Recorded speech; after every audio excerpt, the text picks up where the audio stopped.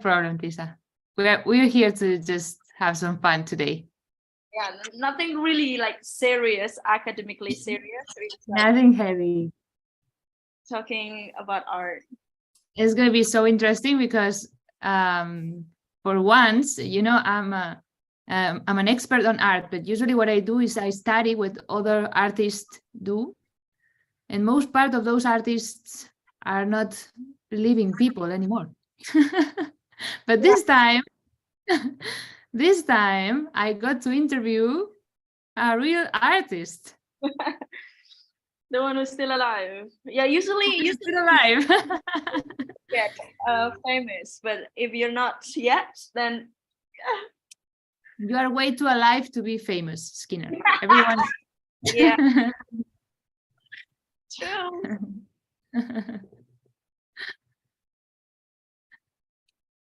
So it's very interesting. Okay, also new for Leah. Great. Guys, do you know any Hispanic artists? Because we are going to be taking some Hispanic artists today. Do you know any names? Anyone?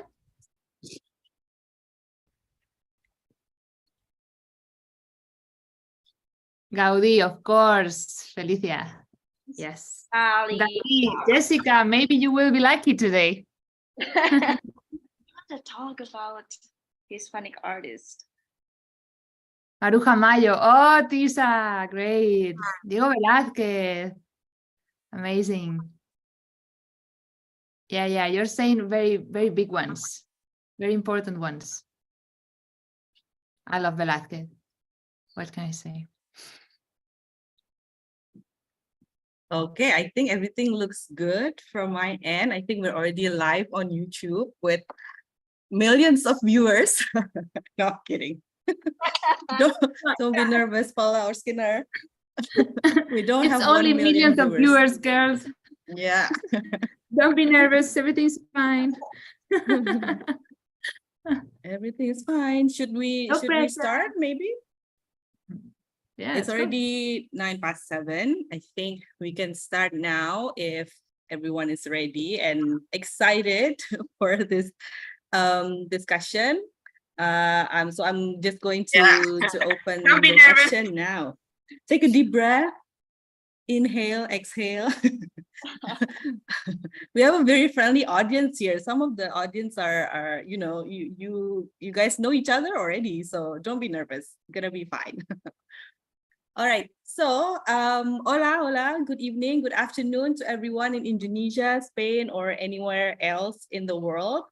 Bienvenidos, selamat datang, welcome to Conversation on Art between Indonesia and Spain. My name is Prima Rita. I'm the community manager for Porque, and I am going to be your host for tonight. So tonight, the main discussion will take around 80 minutes, and we will open the floor for any questions after that. But in the meantime, if anyone has any questions, you are welcome to write it in the chat throughout the session. But I do want to remind you to keep your microphone off because we are also live on YouTube at the moment with millions of followers and viewers. So if any of you are watching from YouTube right now, you can also write your questions in the comments and we will pass it on to the speakers here on Zoom.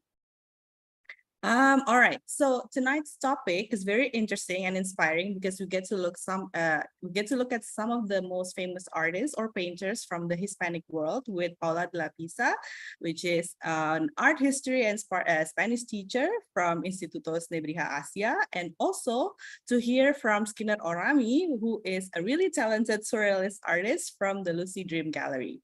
And please stay until the end because we have social media challenges that you can participate in to win plenty of merchandise from all the organizers. So don't miss out.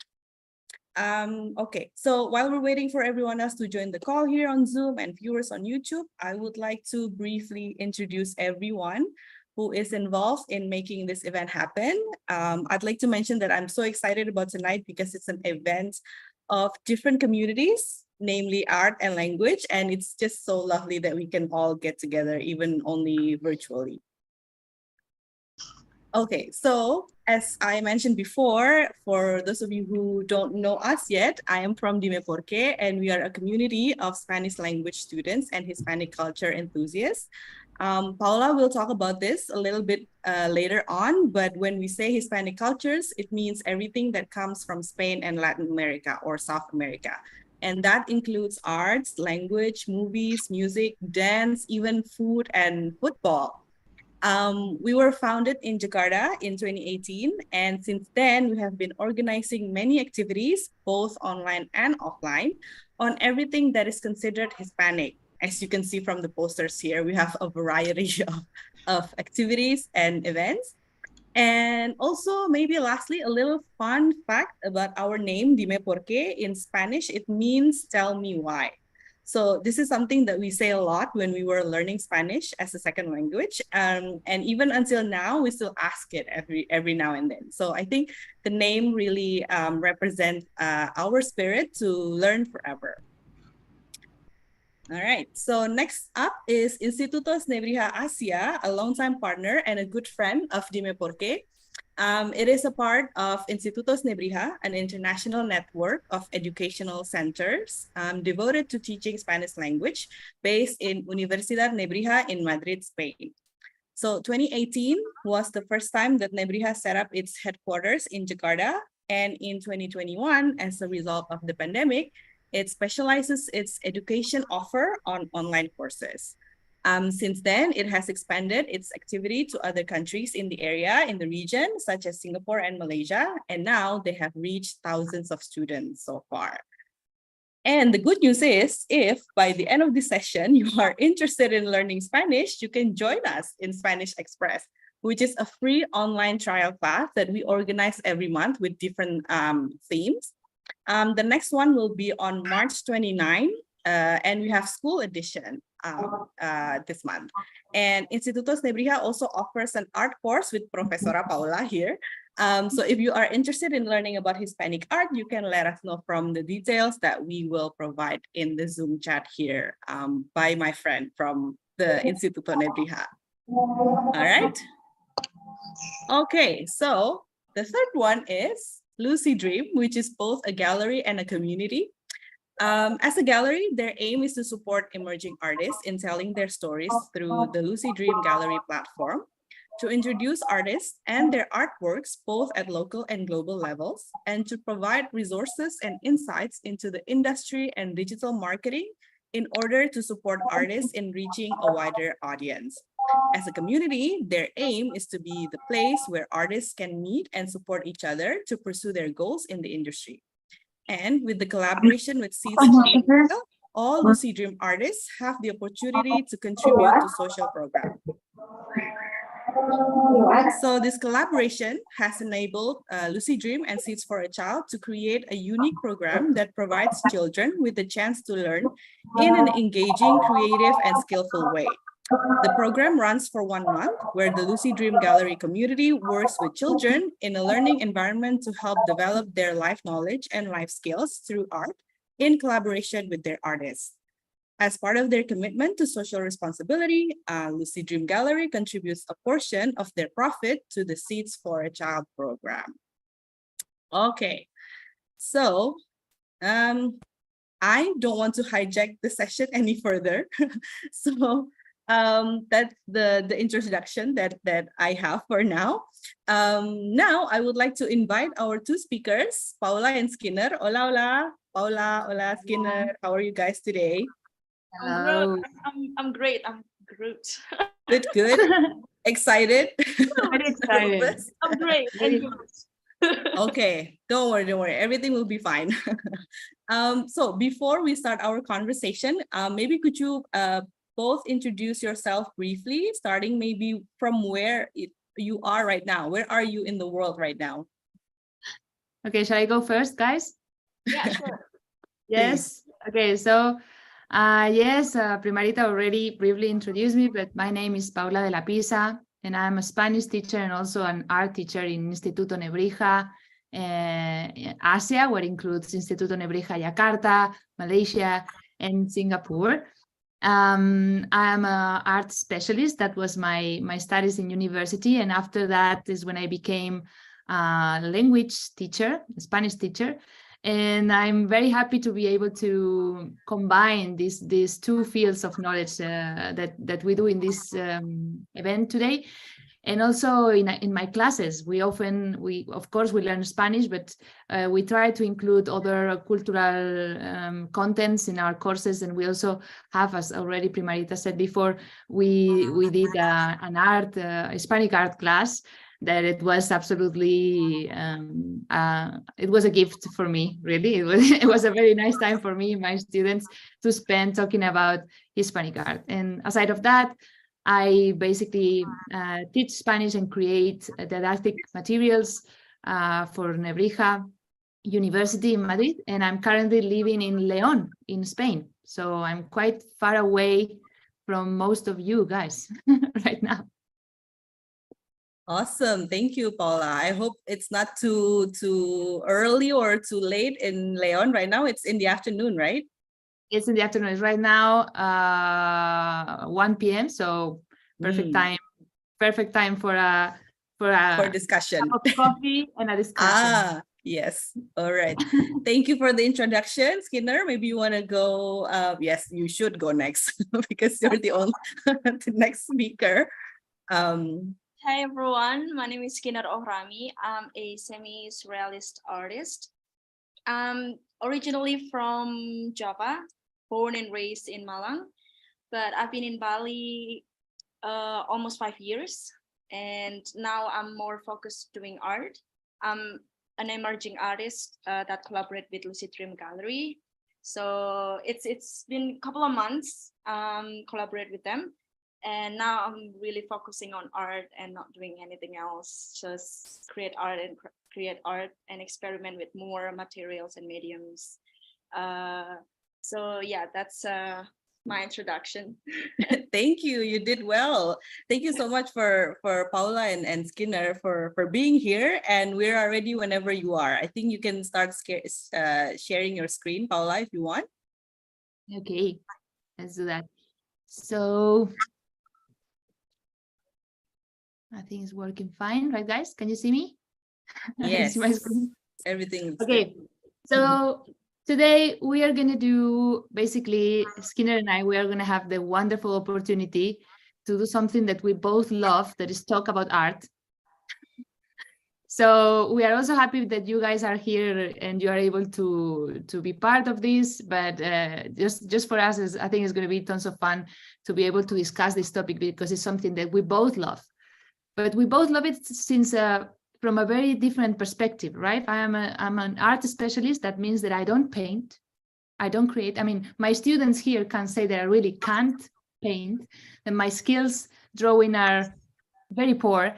But my studies were about to know better, to understand what the artists were doing, right? What they were trying to express, which techniques they were using, which influences they had.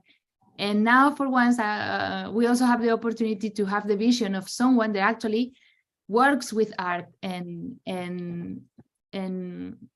be in that process, right? There is Skinner. So, Skinner, are you excited? Yeah, I'm very, very excited for this conversation. Great. So, we have prepared some topics that we think can be interesting to chat. And I think the first of them is that art is actually something universal. I think wherever you go in the world, doesn't matter if you are in Europe, in Asia, in Africa, America, art is always there. And it's there because it's a way for human beings to express themselves, just as we do speaking, just as we do singing, as we do dancing, as we do in many ways. Art is just another way of expressing ourselves, right? And that's what makes a very interesting connection with the word of communication, because at the end, art is a way of communication. Do you agree, Skinner, on that? Absolutely agree with that. You can communicate anything what we feel and our experience through art, through any kind of art. Can be music, like you say, dancing, or songwriting, anything. Mm-hmm. Yeah. And so art is something we can find all around the world. Of course, art doesn't look exactly the same all around the world, but there is some kind of principles that are there for everyone. What do you think, Skinner?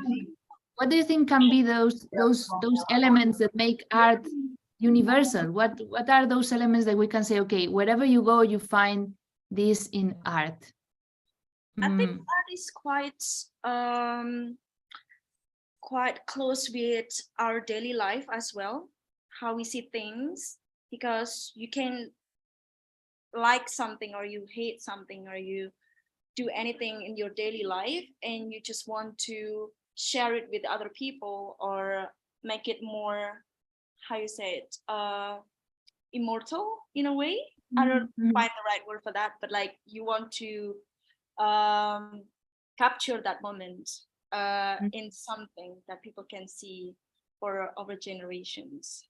So yeah, and that's something that not only happened to you, right? That's something that every artist, do you think every artist has that necessity of? it's I think it's quite natural for people because we are human, we have emotion. If we have attachment into something, we want to make it look so I think yeah, we are very related into that, artist or not. I mean, you know, when you just Yeah, yeah, it's not about artists, right? What is an artist?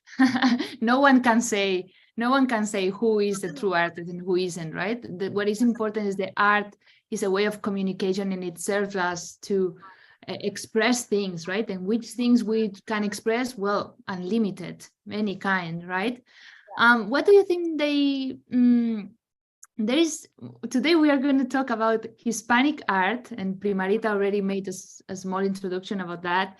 Hispanic art is not referred only about Spanish art. It's something much bigger and of course much more interesting.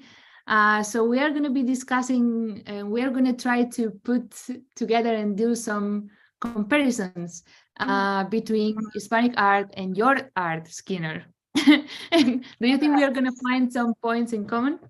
Oh, I think I'm quite confident that I mean, as an artist, even though I don't know these masters before, but I think there is some part of the message in their art that relatable to a living artist now that we can maybe we can compare. Is it really that relatable to other artists now?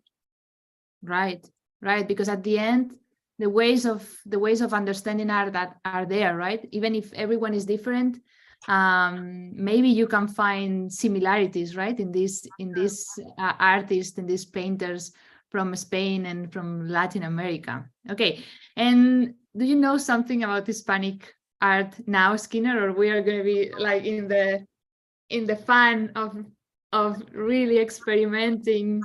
That what is also amazing, right? Because like first contact with a new world.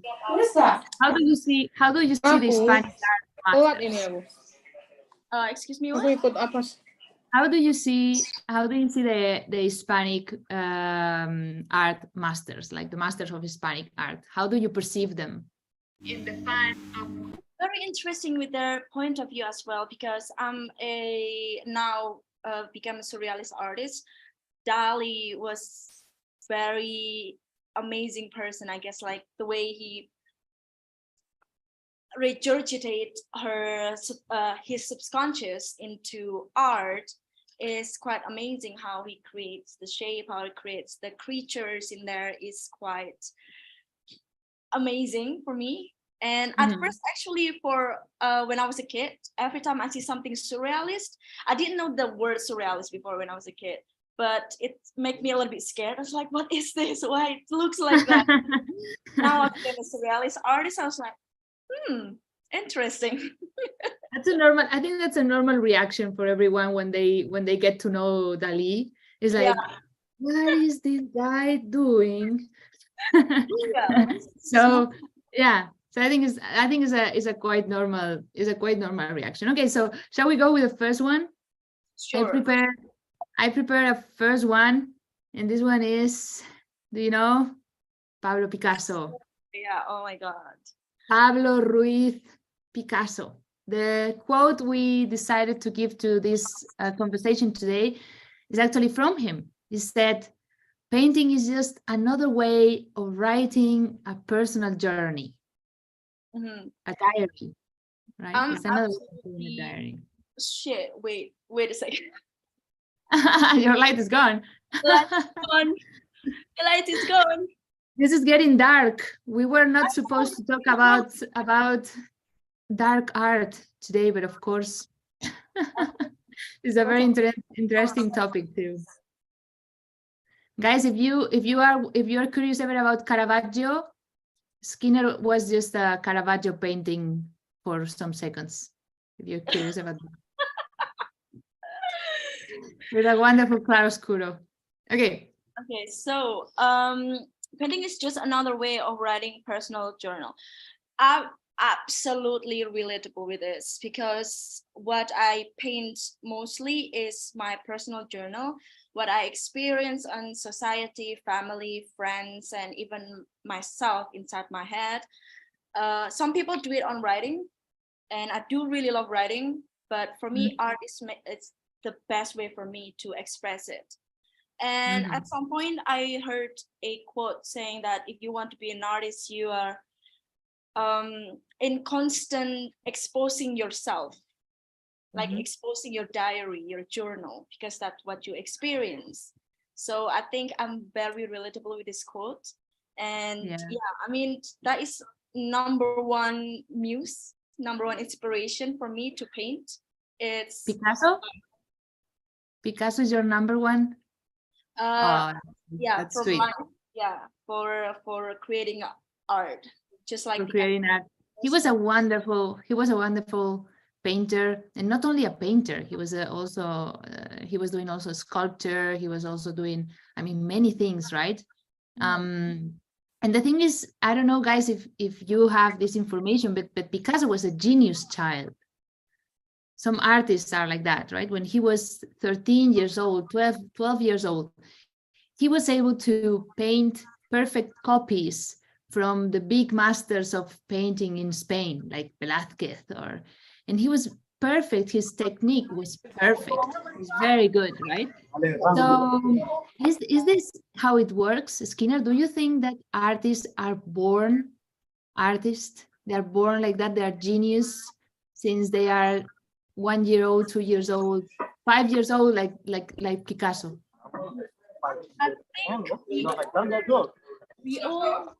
I think we are born genius. We are born creative, but some people just choose art.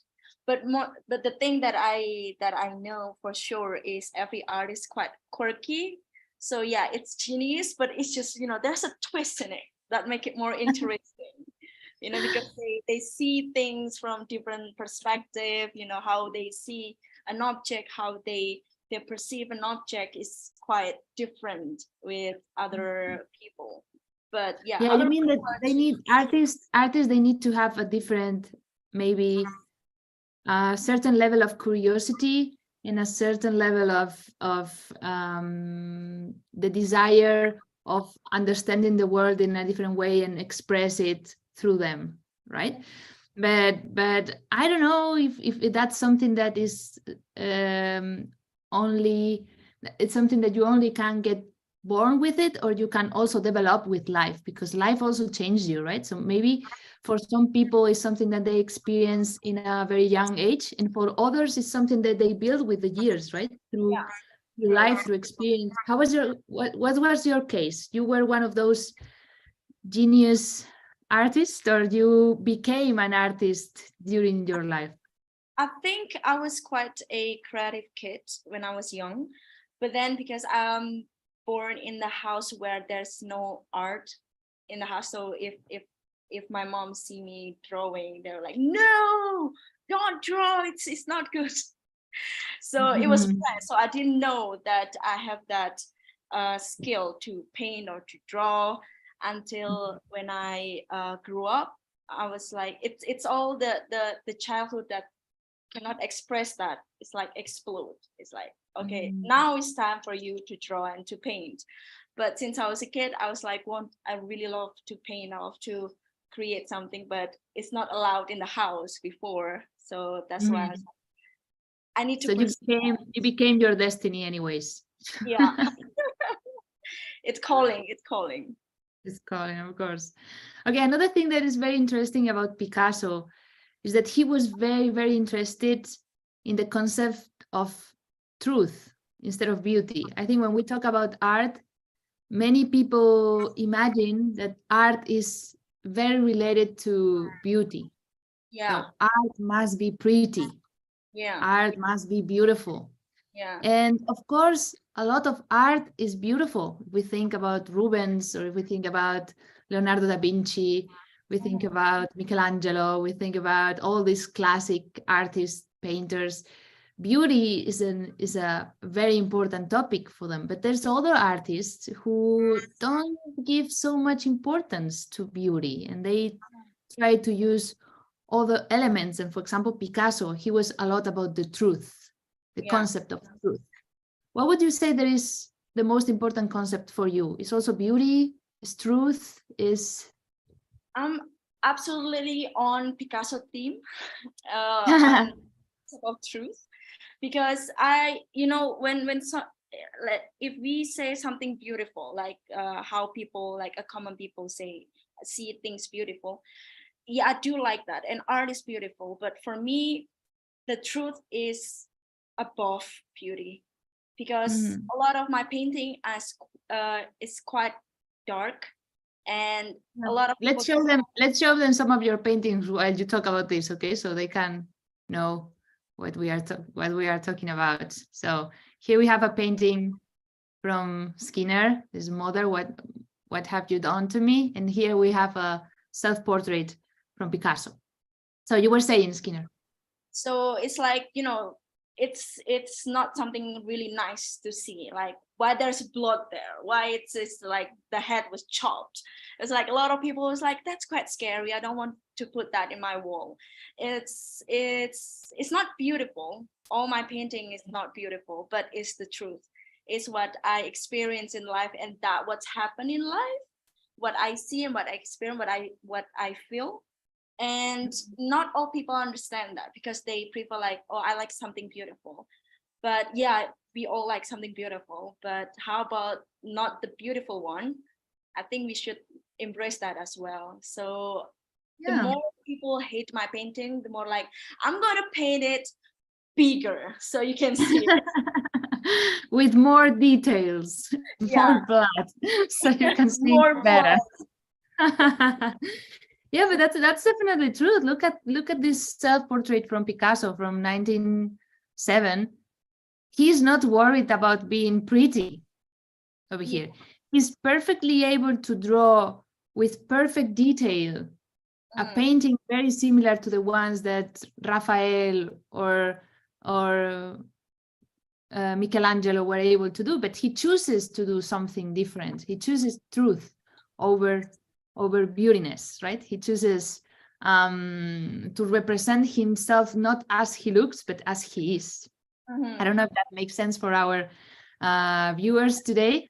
Very makes sense, because like the third head at the bottom, like on the plate, it was me. It's actually like a self-portrait, but I couldn't. Well, I don't make it resemble as me, but it was my picture. Like I took a picture of that and then I paint it. It's a story of me, my mother, and my grandmother, like how people doing the same mistakes, doing the same karma in generation, and they're like hurting their child, and doesn't want to heal. So that is why like the eyes is like blindfolded, because they keep doing the same mistakes. That is the truth. Something that is not beautiful, but it's there. So it is beautiful. It is beautiful anyways. It just maybe doesn't follow the classical canon of beautiness, right? It is definitely beautiful. Definitely beautiful. There is another thing that I see. It can have something in common, right, between Picasso and you. This is very interesting. And is that when Picasso was in his most brilliant years, at that time, the photography appeared. The technique of photography did appear. So this had a great effect over Picasso's approach to art, because suddenly he thought, okay, since we have pictures, since we have photography, what is the sense of representing reality as reality? I can also take a picture. What is the sense of doing a portrait of this man, showing exactly how he looks, if I can do a picture of him? Right? Yeah. So that's somehow, that was a very important topic for him to change his goals with art and decide to create something that will really represent reality, not with a perfect image, but with a perfect concept. Sure. So what is your approach on this? What do you think? I have because I don't go on art school, and I have a friend who is quite try to draw everything like technically, and it pissed me off. I was like, you should do the nose right, or you should paint the eyes right. It's not right. It's wrong there, here and there. I was like, stop. Let me show you something else. Let me show you something that is also nice and beautiful, but not like that. Something's different, because everyone can learn that. And without painting, you can see that person, the nose like that, the eyes like that. I'm going to show you something else more than that. But my friend, so it's quite persistent. It's like, no, it should be perfect. It should be, the lips have to be perfect. And I was like, leave me alone. Yeah, I think that there's different approaches to art, right? And all of them, there is no right or wrong in this case. Yeah. Many things can work, and different people has different ways of achieving the goal of creating art that is actually communicating something, and is actually creating a response on the viewer, right? What all artists want. They want to create an impression, right? They want to create a response on the person that is watching. They want to involve that person inside of their painting, to draw that person in, right? And there's many ways of doing it. Of course, technical perfection is a wonderful thing, but it's not the only thing. It's a wonderful thing, but it is not the only thing. And I think Picasso and you quite agree on that. Right? Absolutely, Picasso theme. Picasso theme. Okay, let's see, because I have some more artists, and maybe you want to change the theme again. Dali. I think I'm quite sure I'm Dali theme myself. Yeah, I think surrealism is going strong here. Rebellious, like Surrealism is going strong. Well, surrealism, for the people that is watching us and don't know about it, is the artistic movement where we can find Salvador Dali, who is a Spanish painter, but not only a painter, also a filmmaker, writer. He also did sculpture, any kind of art, actually. When we were talking about him in our Hispanic art class in Nebrija, I remember we referred to him as the ultimate showman. There is some artists that are not only artists, but are also showmen and showwomen. So I think Salvador Dali is actually one of them, right? Surrealism, there is this. I mean, Skinner, what is for you surrealism? Because you describe yourself as a surrealist artist. So what is for you this style or this kind of art? At first, I didn't quite aware of what I paint, because I usually just naturally paint what I want to paint. And then I dived deep into surrealism. I was like, it's a little bit the kind of style that I want. kind of style that I want to paint. And especially when it comes to something subconscious, because when I'm doing my spiritual journey as well, and I learning a lot about subconscious, and I'm starting to paint something that come from my subconscious, which is turned into something like this. And it was that moment I have like some kind of joy doing it. Like, oh, this is the thing that people think that I'm crazy because I'm thinking about that. But then I paint it, and and everyone can see it, and some people appreciate it. And yeah, actually, surrealism is something that it was scared me when I was a kid, but now it's just my world. Is it the world of dreams? No, the world of dreams is your world. Yeah. Yeah, because that was what surrealist artists were actually defending, no, bringing to the table, that we are much more than our conscient thoughts. Yeah. We're much deeper than that. Is many more things happening on levels of ourselves that we don't know that well, and they are more subconscious. And it was at this time when the Freud, the psychotherapy, the theories from Freud were delivered, the book was published. So it was a great inspiration for the surrealists. That is all things different. And for sure, the world of dreams and the subconscious, it's what is very important to them. Do you think that we are more creative, Skinner, on a subconscious level than on a conscious level? I absolutely agree with that. I think we are subconsciously creative. I think by, let's see, like how I'm subconsciously choosing colors, how I subconsciously choosing symbolism on my painting, how I subconsciously choosing a story to tell from emotions. Because for example, in this painting, why there's a cage, it's like a symbolism as well. And I wasn't aware why I put the cage in there. But then I was like, yeah, that's what I feel actually when you are like have idealism, if you are doing something that is not the mainstream, and people are going to be like, you're not belong here. It feel like you're a cage. And it's appear on my painting. And after I finish it, I was like, that's what my subconscious telling me to do, to paint. So I think we are creatively, we are subconsciously creative. Yeah, that's very interesting, and definitely is the point from Dali also, right? He's very interested in showing that what is in our heads is deeply is more interesting than what we can do when we are completely conscient and our ideas are here, right? True. So he for being able to express that subconscious creativity, Dali used some mechanical techniques, and some of them were like automatic drawing.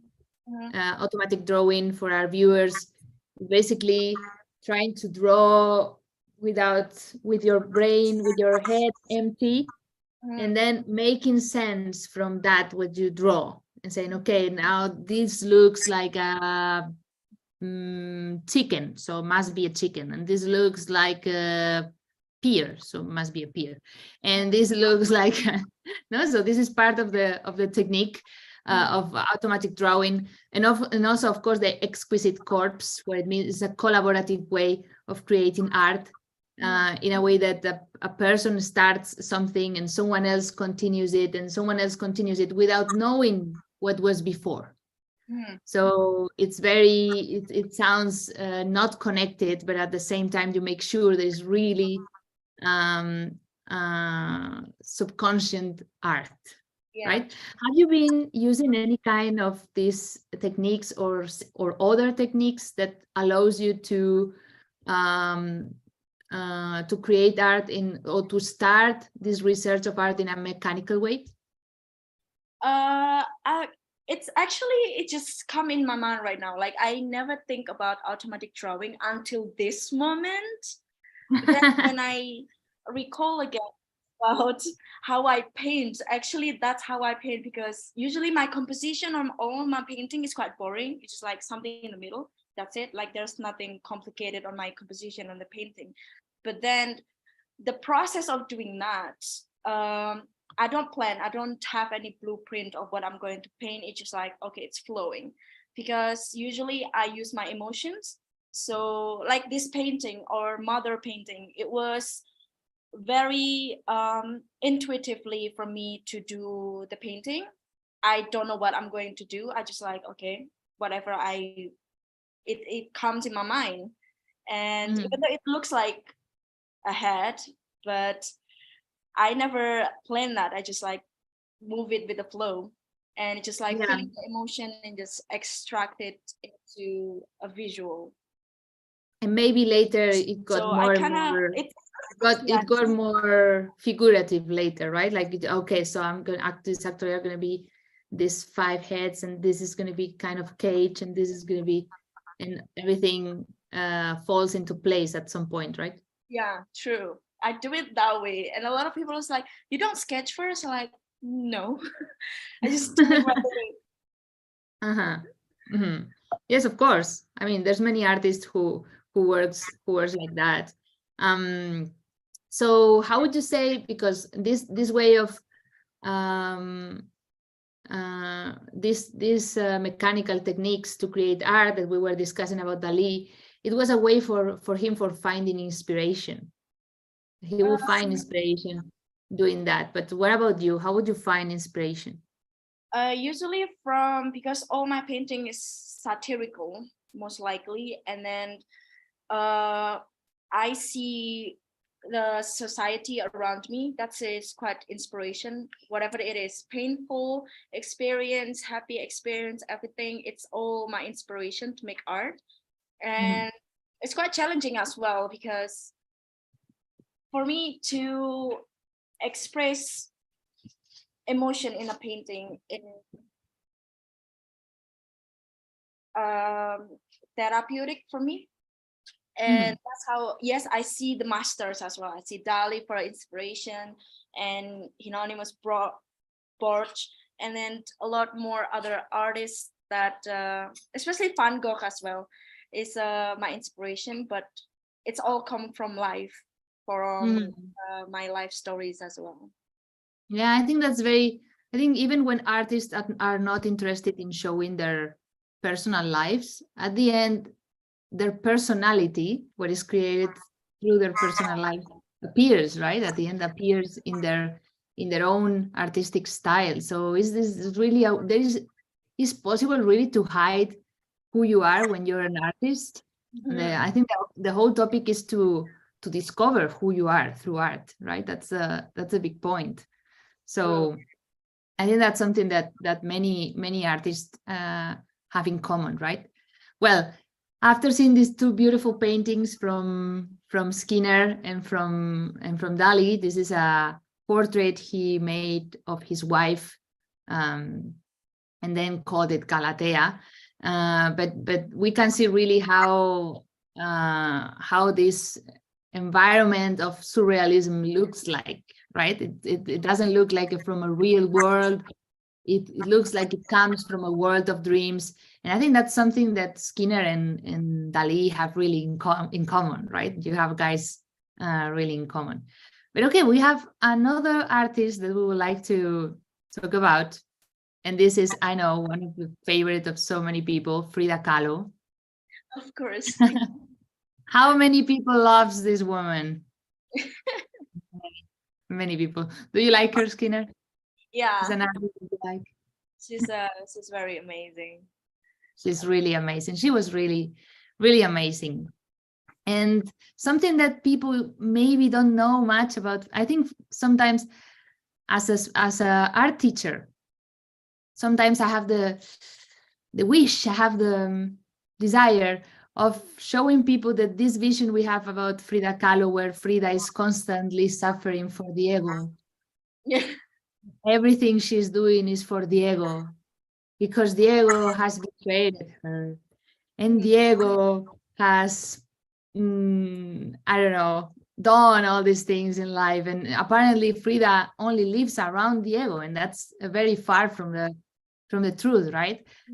Frida Kahlo was a political activist, and that's not something that I am just saying randomly right now. That's in the books. That's in the reality of her life. She was an active political activist. She did many works in service to the Mexican Revolution, but it was a social revolution happening in Mexico during Frida Kahlo's time. And that's why I ask you, what do you think about this way of using art as a political, social activist tool? Because it has been done many times. It's everywhere. It's been repeated for decades, for years and years. And I think because most of the time artists is quite have a unique perspective on politics or anything, and they have a, how you say, like, they want to say something but not like just talk, because artists usually we don't talk, we paint. So we visualize something that our message and put it into painting, and this painting going to talk itself to people. And that is how powerful art is, because art is it's very close with our soul. So everyone when see this painting, they're going to get the message. And that's how we don't have to like struggling talking everywhere, just see it, and then people are going to like, yeah, I understand, I get your message. And I think that is quite a powerful tool as well, to be in social activists or political. And has been, it's already been used for years.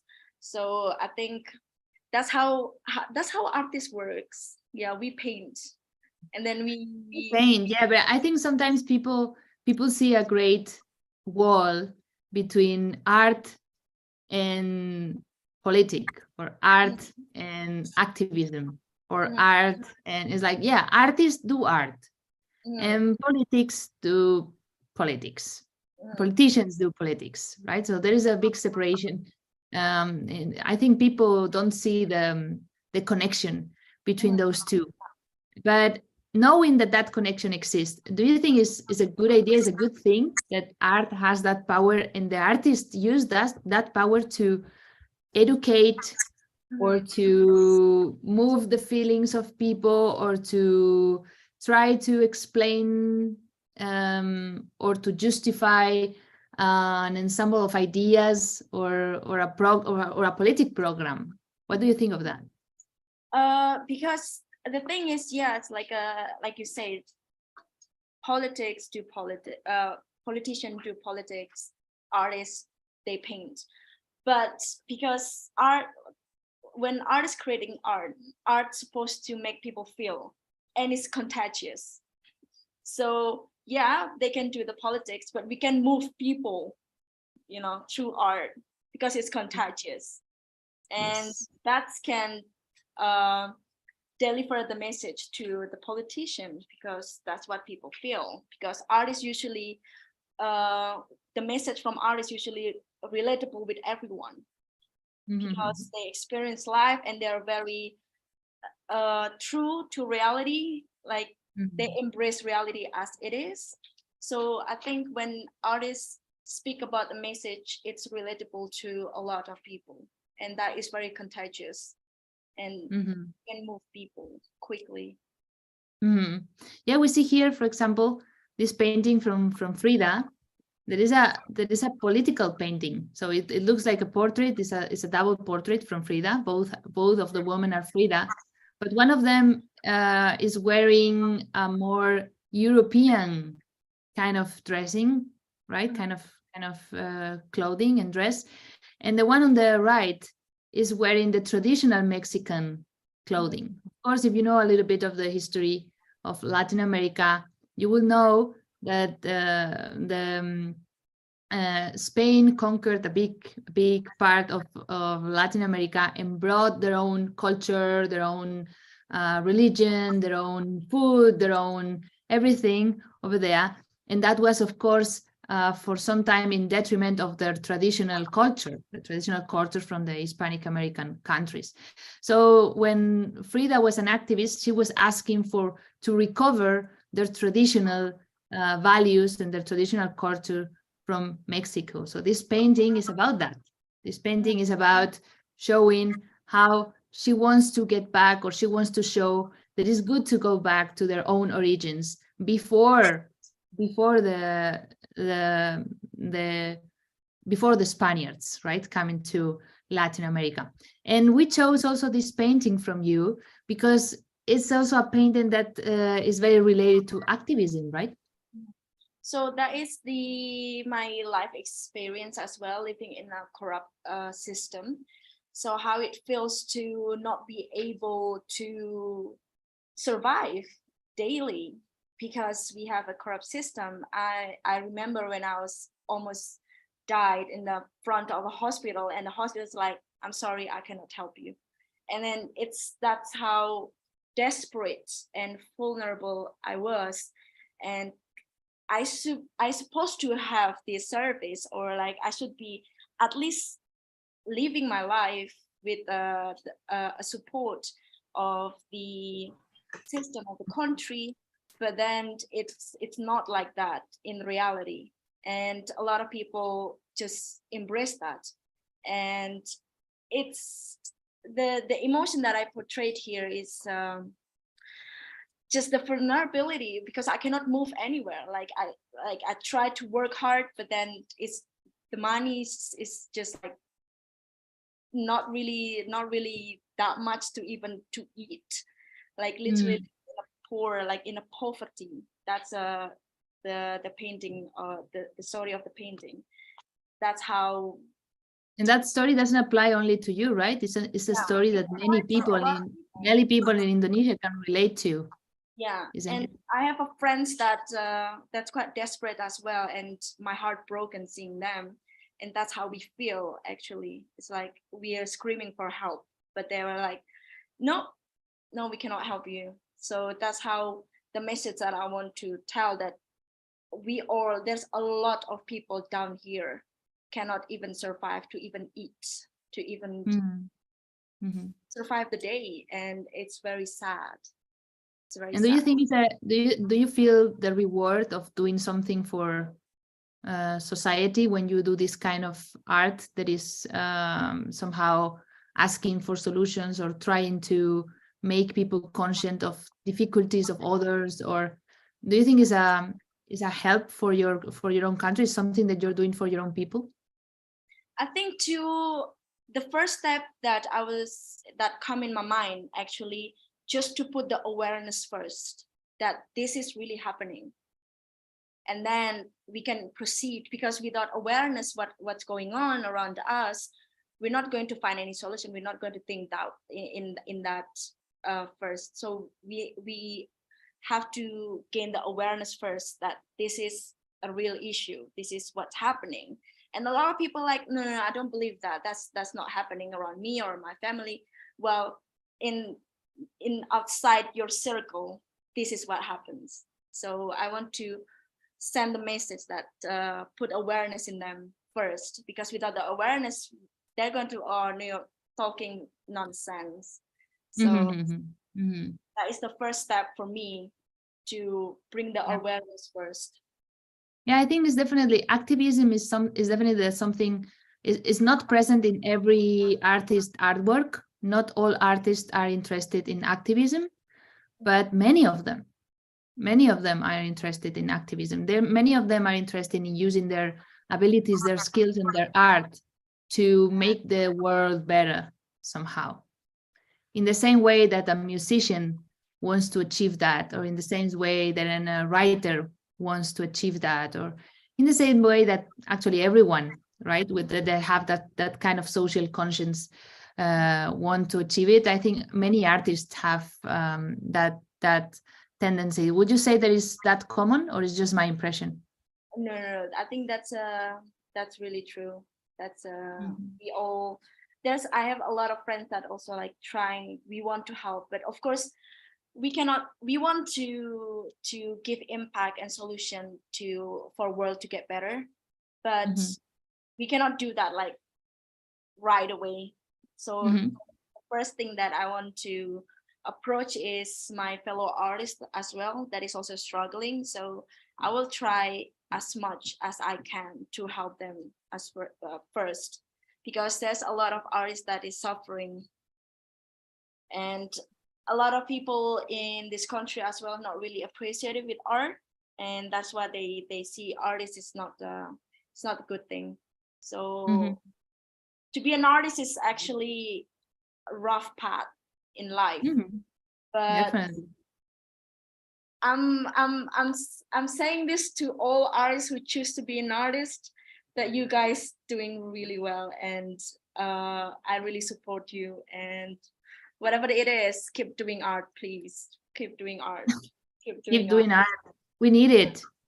Even us that we are not able to create any art, we needed to learn from it. We needed to experience it, to have feelings through it, to reflect on our lives through it, just the same as we do with a book or with any other thing, right? I think that there's this idea. Many people think that you need to be an expert on art to be able to enjoy it, but that's not really necessary, right? You can know nothing about art and then just look at a painting and just try to just feel it, just in the same way you will feel a song.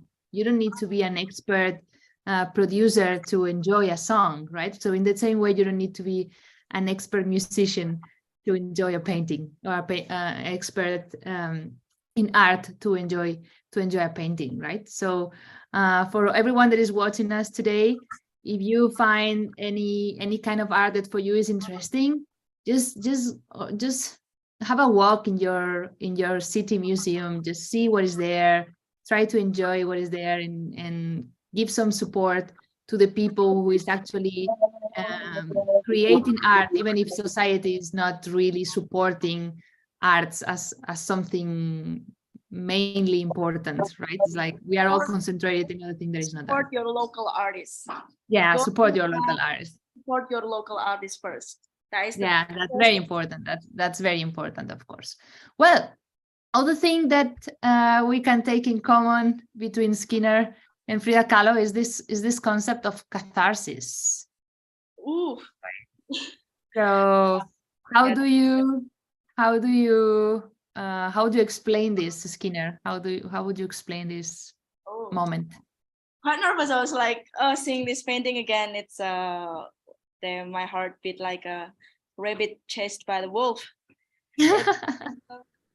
It's my painting. It's the painting that I found my catharsis moment, and it was very hard for me to choose to be an artist.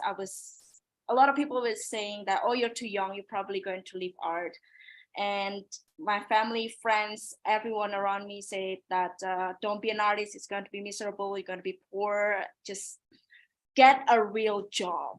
Artist is not a real job. And I tried my best to find a real job, and I wasn't happy. And at the moment I have a quite severe depression as well, and I almost quit that night.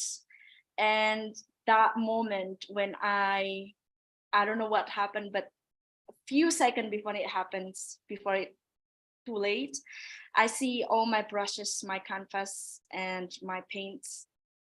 I finally found one reason, because I couldn't find one reason to stay alive. And then I see my table, and I was like, you know what? I still want to do art.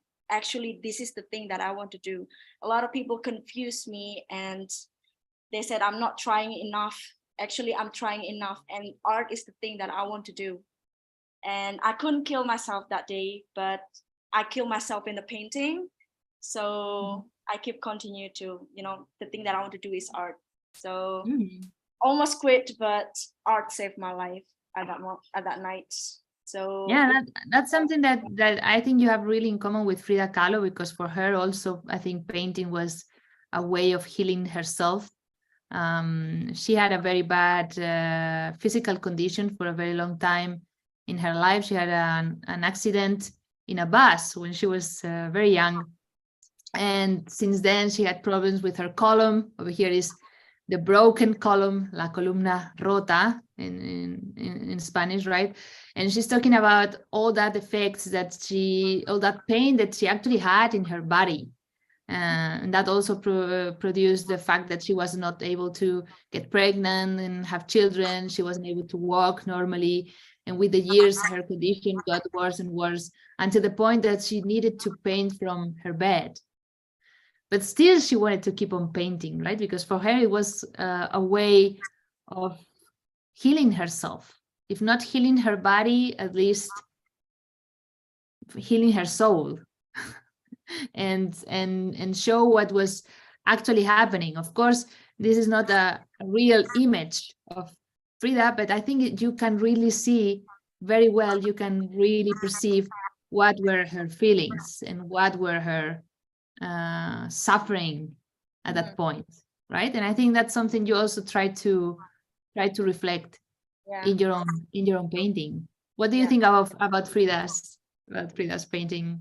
I think this one is a specific one where catharsis is very, very present. Very, very deep, actually. Yeah. Well, it's when if it's Frida, art is like a way for her to heal. I'm very, very like 100% relatable with that. And even in this painting, if a lot of artists couldn't say what their emotions, so they see it, they explain it by painting. And when we see the artwork, we really can stand in their shoes. Yeah. So it was quite amazing and deep message from her as well. Mm-hmm. Even though at this, when you see these two paintings, you see how vulnerable the art is. And it's not something that people want to expose to the world, but you have the bravery to do that. Like, oh, you almost kill yourself, or you have something going on in your life and people know it, but it's the message is we're here, but we still continue, we're surviving. And yeah, and that may allow others to feel that way too, right?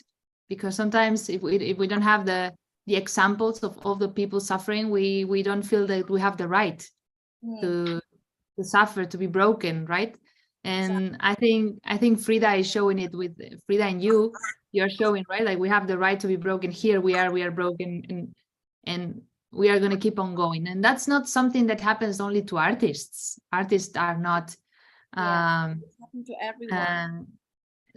People that is especially living in the drama, that those kind of events, those kind of situations that are tough, happens to everyone. Everyone have rough times, right? So I think Frida and you do a great job here reminding people that it's okay to be broken sometimes, right? That you still can keep on, that you still can give to others, and you still can help others through that brokenness somehow. Yeah, that's why I say, like, for the death, it's like the death was so near to me, like right in my face. But it's like, you know what, kid? Not today. I'll give you another chance. Not today. Today is not the day. Very close. Okay, so before we finish, yes, that was the surprise. I had a surprise for Skinner. All right. So there is this painter, Spanish painter that I love, that is called Sorolla. And he's a master of color and light. It's a wonderful kind of impressionist Spanish artist, the most wonderful we have.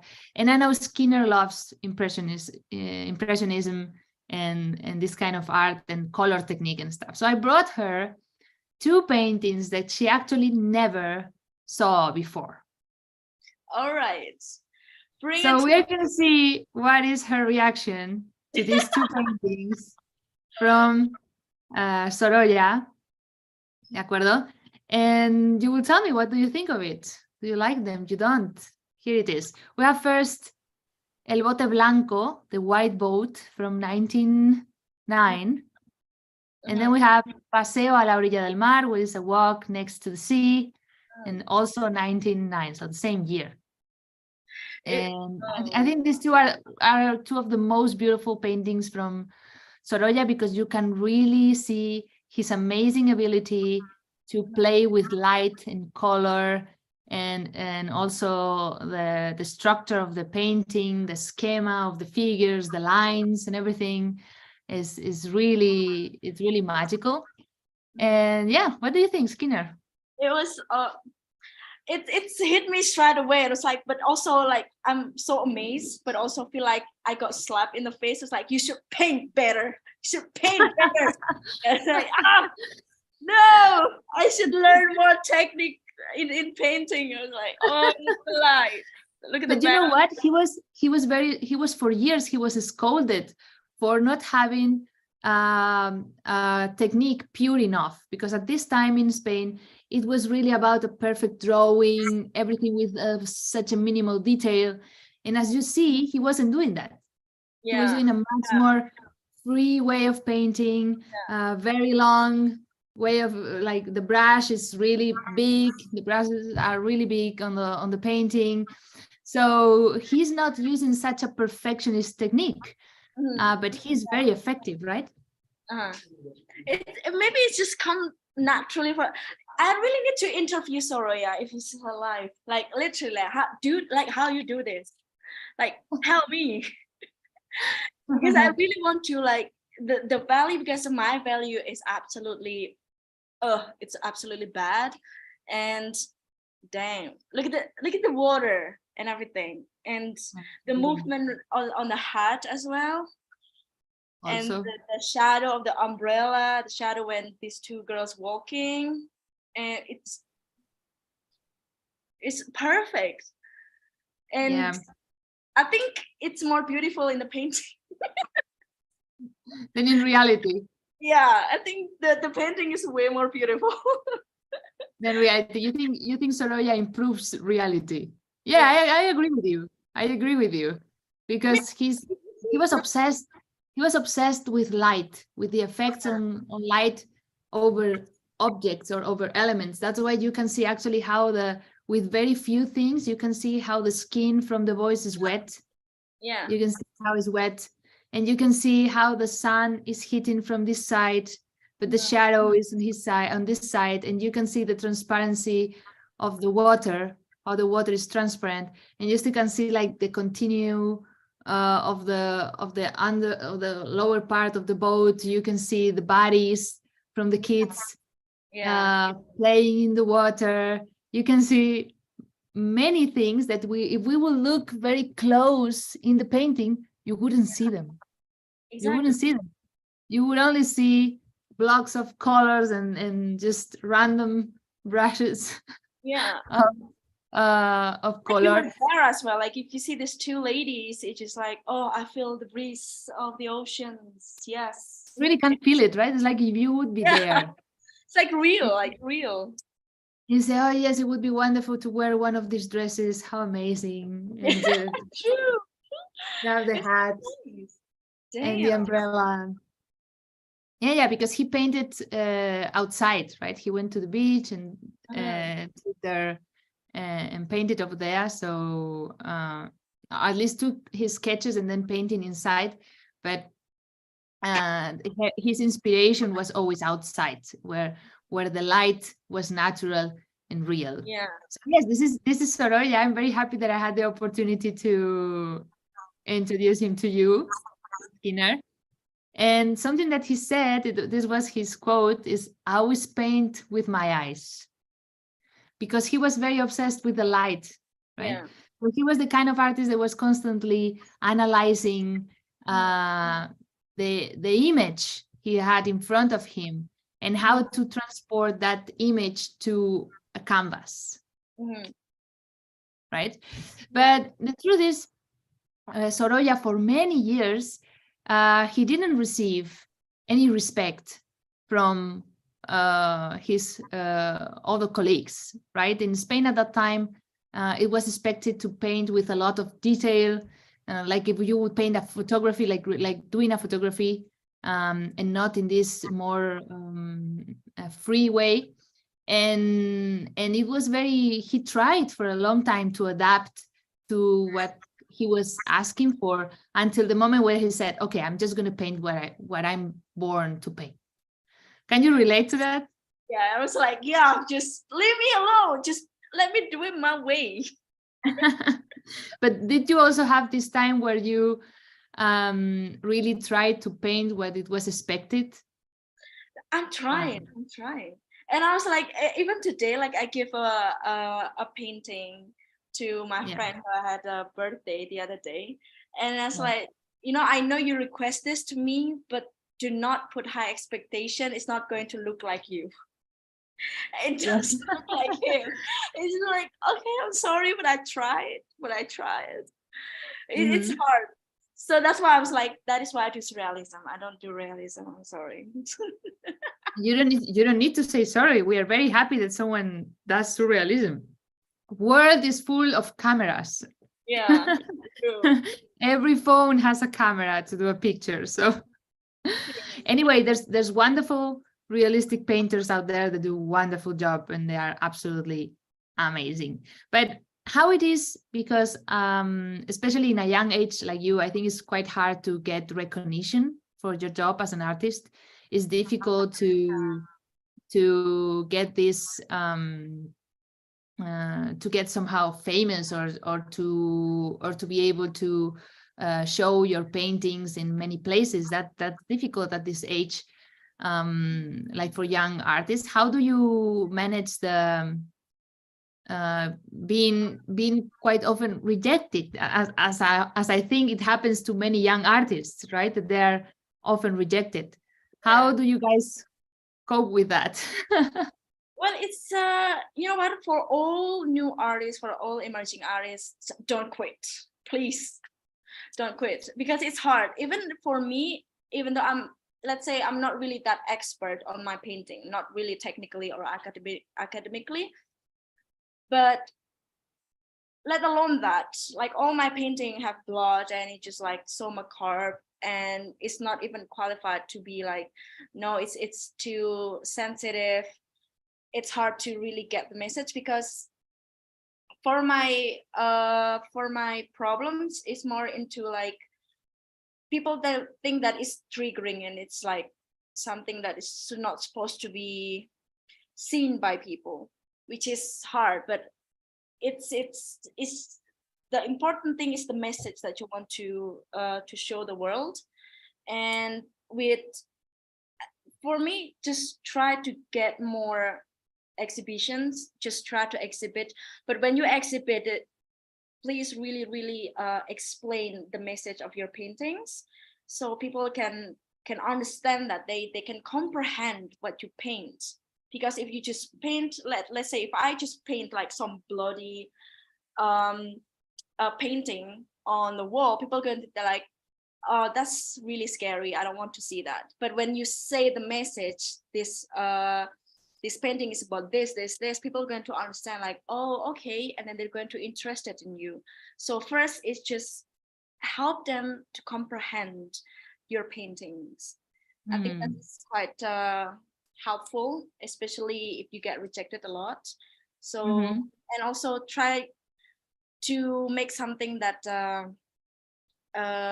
hit people really in the heart. Maybe my painting is not really nice, but it's quite a slap for a lot of people as well. Oh, I mean, everything, there's many ways, right? There's those other painters who chose to do very friendly painting. I'm thinking of Botero, what is also a Latin American painter, and everything was like a happy world in Botero's painting. And he was also very successful, because he was showing a part of life that is also there. That is happiness, peacefulness, quietness, family life, partner love, all these things, right? So whatever is the message you have to deliver, go for it, right? There's no right message or wrong message to show through art. It's just the message what you show. Yeah. I have one question more for you, Skinner. Last one. If you're still not too exhausted of my questions. No, not. Go ahead. The funniest day of my life, being able to interview a true artist. And is that, as we said before, Sorolla was very obsessed with light. So he was constantly studying it, practicing it, trying different things. What is the topic that you are continuously exploring in your artwork? What is the thing that you is never perfect and you want to do better and do better and do better and do better? For the genre, of course, I want to be more surrealist, because like all my paintings still like, okay, it's a girl, or it's a crow, or it's an octopus, but like I want to create something that is more like Dali, that is more surrealist. Like it's not, you never see it in the world, in reality. And for technically, of course, I want to be more good at techniques as well, because it's quite flat and like the value is not really try my best, but yeah, it's still a long way to go for me. And for a topic and a message, I think I'm still going to bring up more issue that we need to be aware of in society, family, friends, mental issue, everything like that. I want to show to the world like it's everyone is broken and it's okay, and don't be ashamed of it. Just want to give a message. If anyone in the world see my painting, it's like you're not alone.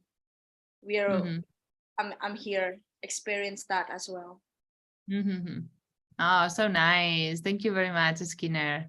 Okay, so those were all my questions for you, but I think now is a very good time for our viewers to give their own questions, because I think we have some interesting ones in the chat. Yes. Thank you so much, Paula and Skinner, for the very interesting discussion. Paula, I think you blew Skinner's mind with the Sorolla's painting. Absolutely. It was all my intention. And Skinner, I mean, thank you so much for sharing your powerful journey on becoming an artist. You are awesome. I have, an admiration for you right now.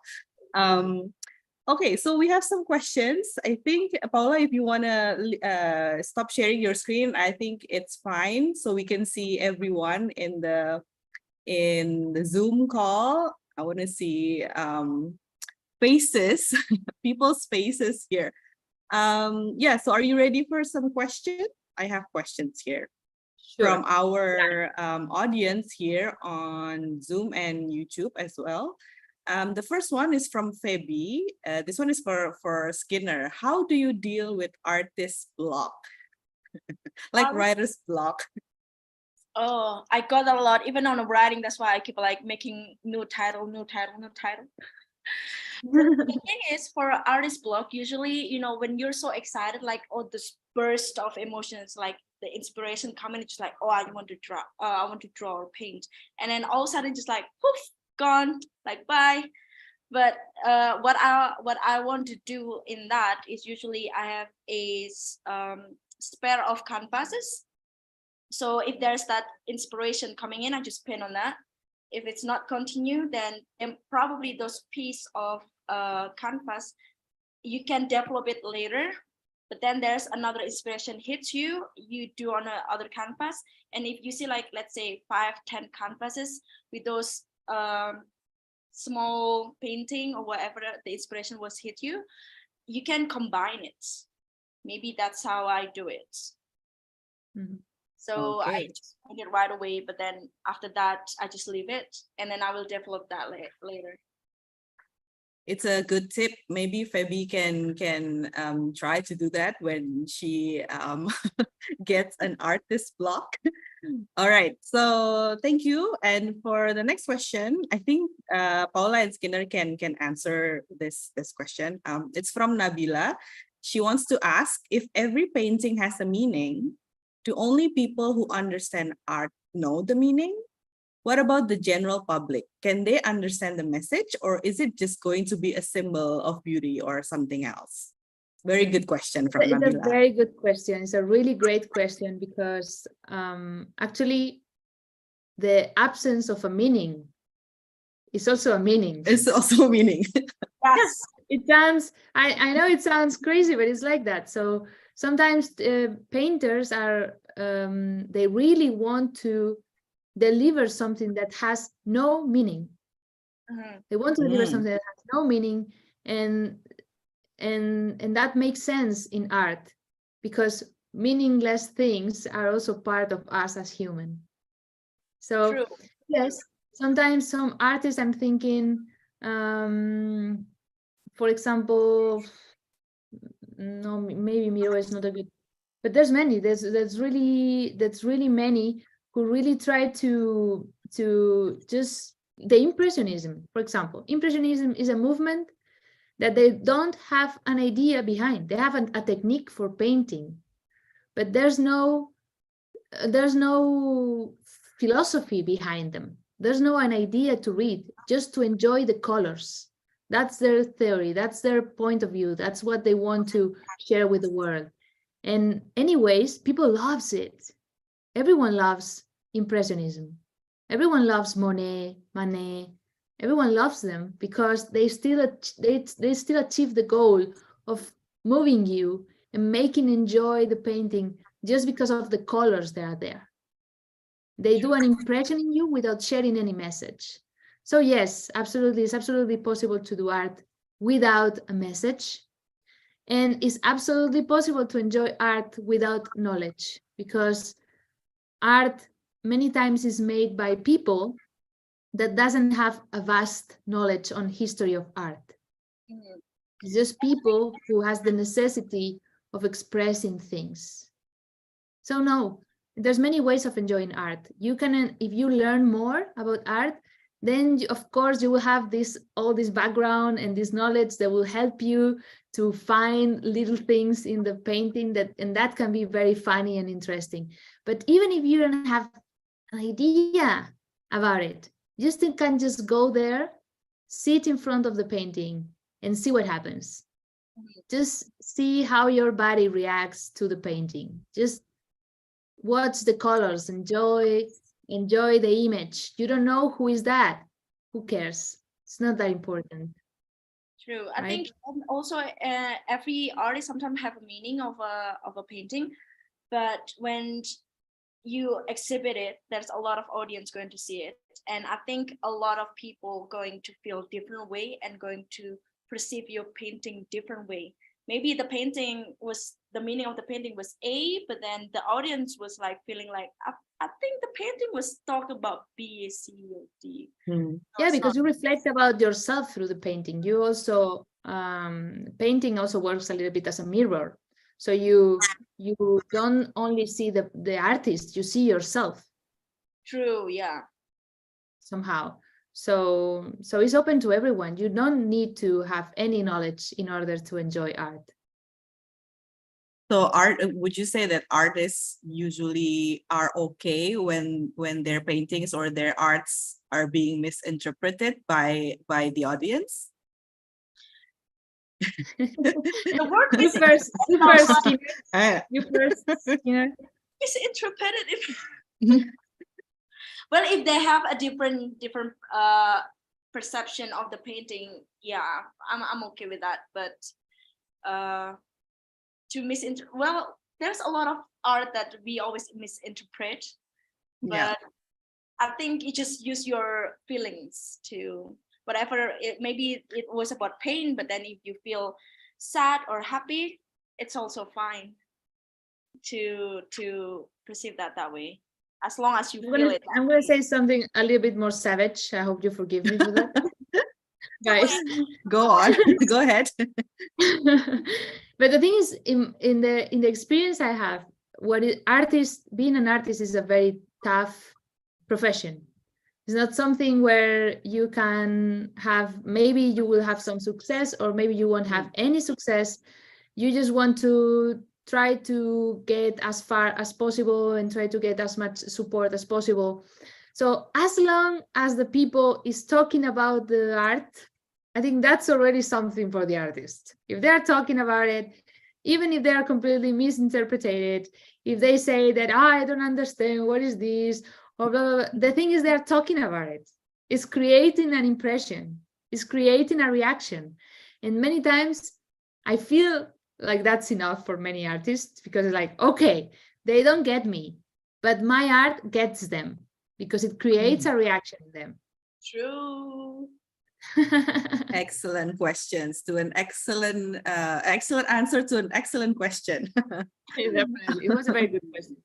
All right. Next one is from Alifa. She has a very interesting question. Can memes be considered as art, since it's now somehow also a way of expressing oneself and very often get political too? I saw this question in the chat and I laughed it. I laughed it. I would say, on my side, on the side of the specialist, I would say that we actually don't know what is art. The only thing that tell us what is good art is time.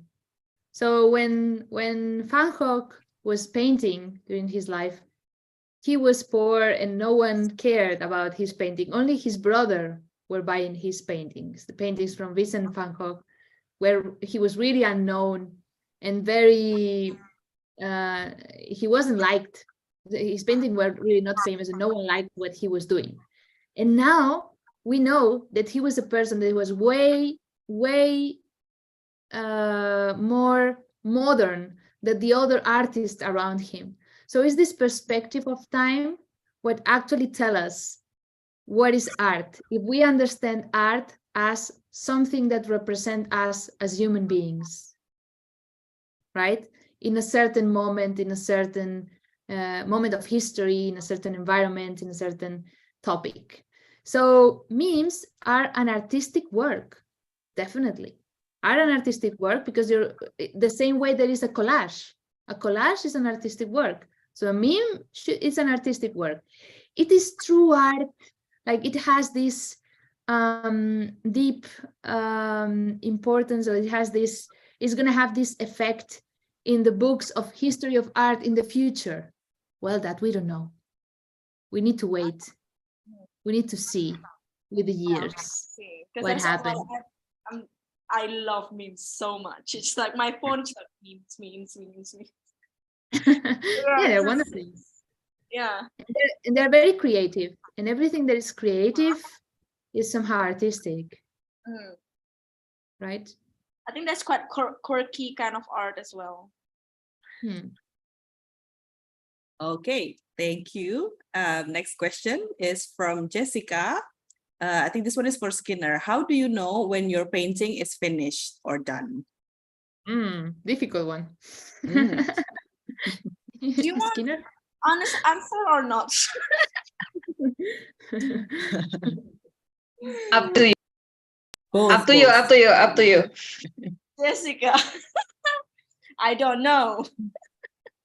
But there's a time that I have a advice from my friends, because I'm a maximalist person, and sometimes I don't know how to stop. And you know, I have Virgo in me. I was like, I think I have to do it more, like more. It's not there's perfection. It's just like, I want to do it. It's not really nice. But my friend said, you know, sometimes you have to understand when to stop, because the thing that you see is because you know that line is not connected. So you're like, it's not connected. I have to fix that. But people doesn't care. But it was already looks amazing. But because you paint that, so you always like try to fixing things. It's like adding more, and it's just turned out into like too much. So you have to learn how to like stop, which is trying so hard for that for now. But my friend said that. So if it's probably ask a few of your friends. Maybe is it already enough, or is it like something that I need to fix? If it's not, is there, say, oh yeah, it's already good, or then stop. Don't see too much on the details, because you're not going to stop. Because I did that a lot. Excellent I advice. don't know when to stop. Thank you, Skinner. Okay. Next is from Andy. I think he wants to share. I'm just going to read what he wrote here. I have a problem that my art style keeps changing. I feel like a hypocrite. My main personality isn't consistent. Seems like I don't know my art and myself yet. Is that okay? Perhaps Skinner or any Hispanic artists in history have the same experience. Ask Frida. She was there her whole life. So for Andy, it was like one of my close friends back in the hometown. It's been years I didn't spoke to him, because I know that you were a Virgo, so I know that you were like sometimes too perfectionist as well. But for an artist, if they keep changing style, actually it's okay, as long as you're experimenting and which part that you more comfortable. And yes, sometimes if you want to be commercial, then you want to have like one style that representing you. But I guess as an artist, we also have to try a lot of mediums and a lot of things. And in that process, sometimes our style changing a lot. And my style before, it was quite a like 3D galaxy abstract, and then I suddenly jump on surrealism, and I wasn't really confident at first. I was like, I never do surrealism, and then my first style is not like this. But then I was like trying to find, because I'm keep doing something else that is different with my original style, and until you find there's always one thing that it's you, that you always come back to that. And when you found that, maybe you can develop it even further. So, and it's okay. And you always like keep jumping to like another painting and another painting, and it's fine. It's okay. And it's just Excellent. a process.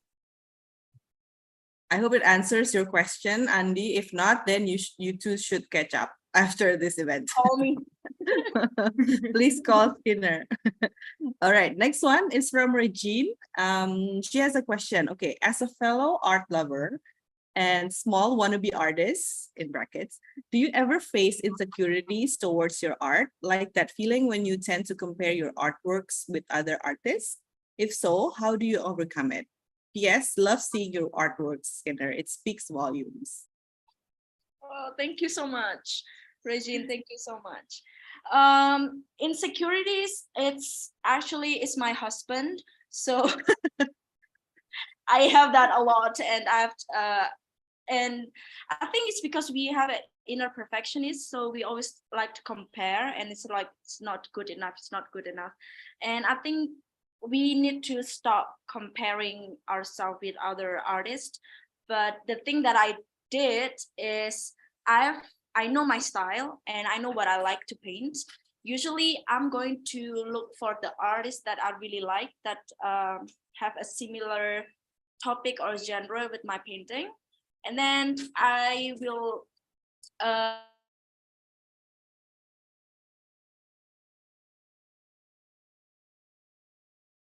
I'm going to see some painting that almost similar topic with mine, and then improve it. So I think it's better rather than, oh, mine's not good enough, it's not good enough. I like, if you see all my painting, all the nose, because I'm so bad at painting nose, I hated it.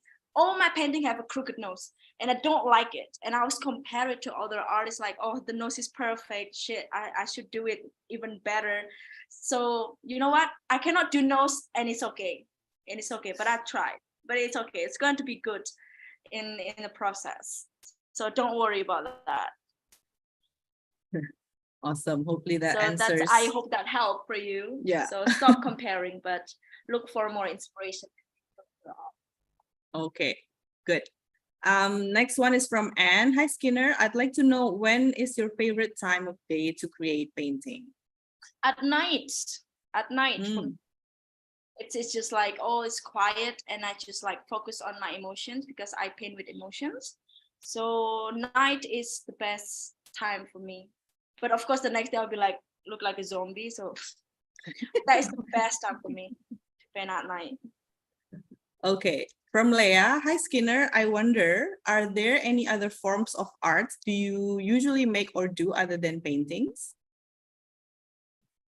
I just currently starting doing clay sculptures, and I think it's quite fun for me. I never try that, but I'm a big fan of sculptures, so that's why I like do this tattoo on me. I really like sculptures, but never tried that because I know like, oh, it's too realistic. Probably I cannot do that. But now I'm starting to do clay to sculpt other than painting, because I always do just painting. I don't do any other art, but now I'm starting doing clay. All right, so cool. Hopefully we'll get to see it sometime soon. Or writing. Hmm. I'm a big fan Yes. of poems, so it's like it's all in my tattoo. A poem, because I do all my painting have a poem to boost the message of the painting. So I really like to write as well. That's excellent. And the audience here will get a chance to win some of your artworks at the end of this session. So please don't leave just yet, because I will announce everything and let you know how to win Skinner's artworks. But there's two more questions. One is from Apri. How do you define the word of success as an artist? Wow. Difficult questions. Those are difficult questions. You know what? If my painting speaks to people and they get the message and they can stand in my shoes, that's what I call success when creating art. Great answer. Very diplomatic. Okay, so one last question is from me. I'm sorry to hijack, but I do have a question for you, Skinner, because I come from a language community, and I learned a lot from Porque and from our community, and you come from an art community, which is Lucid Dream. I want to know, for you, how does being in a community help you as an artist? What are the impacts, and how are your experiences being in an artist community of Lucid Dream? Open a lot of point of view for me as an artist, because what I feel, if you don't meet another artist to like brainstorm and like talk about art, your art going to stuck. It's just like just because that's the only thing that you know. But when you go in a community and you see what other people do, you got inspired, and then there's will be a lot of things. You will got a lot of inputs when you doing art, and it's improve your skill and how you do art a lot better. And I didn't realize that until I came to Bali to join art community, and they're quite amazing, and they can help you to study art. They can help you to find inspiration. You have a lot of friends that can brainstorm about some topics or responding to a topic or issues related to art. And it was quite amazing experience for me to jump into art community. Excellent. I think Indonesian people really love being in a community, and I think we have the best communities here right now in this event, both from Porque, Nibiria, and also Lucid Dream. Okay, so if everyone looks at my screen now, if all looks good, I'm going to let you know how you can win some of the coolest prizes that we have for this event. Of course, like with all of our events, we can't let you go without giving you a chance to win these merchandises through social media challenges. It's very easy. You don't have to do anything embarrassing, I promise. If you're not, if you don't like to, you know, tampil in social media, it's fine. You can still participate. First, all you have to do is follow all these 5 accounts through these pretty QR codes that I have put here, or just by searching for the names. And I think I'm going to give a few seconds for everyone to do it. There's a lot, but you know, it's worth it, really, guys. So please follow everyone here. I think maybe my friend from Nibiria or from Porque can help write down the accounts in the chat so people can just search for it. Also, I click. will give a small announcement because Yes, for any of you, if you are living in Bali and you're at the on vacation in Bali, I'm opening a workshop at Away Hotel Legian. yes, we are going to talk about it after the giveaway. Oh, okay. All right. Yes, of course. I have the information here. So back to the challenges. Yes, you will have 2 challenges that you have to post the answers creatively, artistically, of course, on your Instagram stories. Don't forget to mention all the accounts that you have followed previously. The deadline is tomorrow, 9 p.m. Jakarta and 10 p.m. Bali. You can screen capture this because there's a lot of information that you need to submit your posts. But don't worry if you don't get everything now. We will post all the info of this giveaway in our Instagram at bime.por.ke. A little disclaimer, at this moment, we can only deliver the price for free within Indonesia. But everyone is, of course, welcome to post anytime, but winners outside Indonesia would have to cover the international shipping costs. All right, so yes, Skinner was mentioning about the workshop in Bali. We have all the information here. Maybe Skinner wants to, you want to explain a little bit what is going on?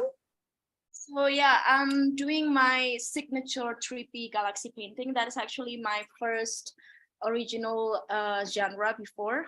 And I do a workshop how to paint a 3P galaxy. So I'm going to teach you how to do mixing colors, play with colors, blending techniques with acrylics, because a lot of people frustrated with acrylic, and it's going to be on a tote bag. So you can have an experience painting, and it's beginner friendly for teen and adult. And if you want to sign up, you can contact the number over there. And my artist friend also have a collage workshop as well. And it's quite amazing and it's quite fun to do it in the same place at Legian, Away Legian Bali. So if you're also interested, you can contact the number in the poster. And it's a special prize for today, actually, only today. You will get a special prize because only for today, for all of you who are joining the art talk show, we'll have the discounted price. Oh, excellent. Too bad I'm not in Bali. I would have joined. I love, painting something in tote bag, even though it's just ridiculous, I can't draw to save my life, but it's a fun activity. I hope you guys have fun, and everyone here should definitely join if you're in Bali. All right, so we have a lot of information, but unfortunately we are at the end of our session here. Before we go, actually, I'd like to take some photos of everyone. So if you are not shy, please open your camera and we'll try to include everyone on the screen. But of course, before we take a photo, I'd just like to say thank you once again to Institutos Nibiria Asia, Lucid Dream Gallery, Seats for a Child, Paula and Skinner. And let's take a photo together. All right, who's going to take the photo here? Let's take a photo, but I don't know who's going to take the photo. Let me see. Okay, Henry, can you help? Yes. Okay then. Yeah. Can we do it two times? people here. Yes, yes, 2 pages, right? Excellent. 1, 2, 3. 1, 2, 3. Yes. Uno. Who's going to count? Who's going to count? Who's going to count?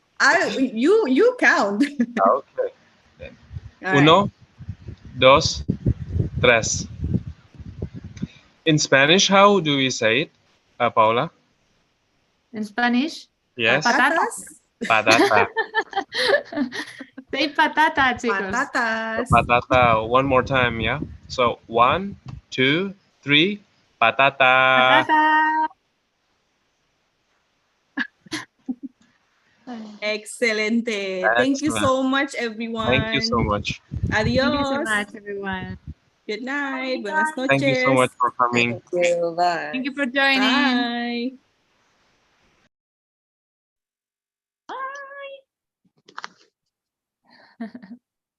Leave Gani.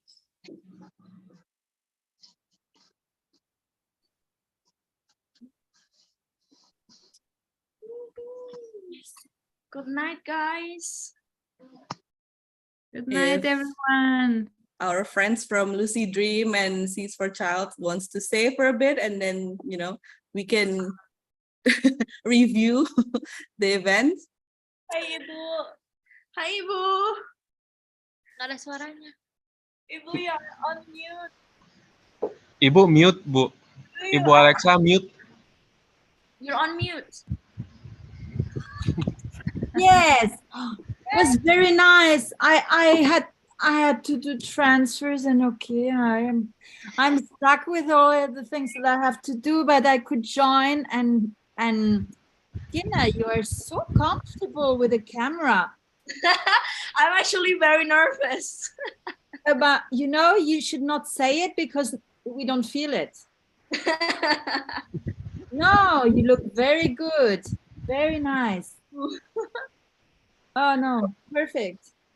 First of all, Ibu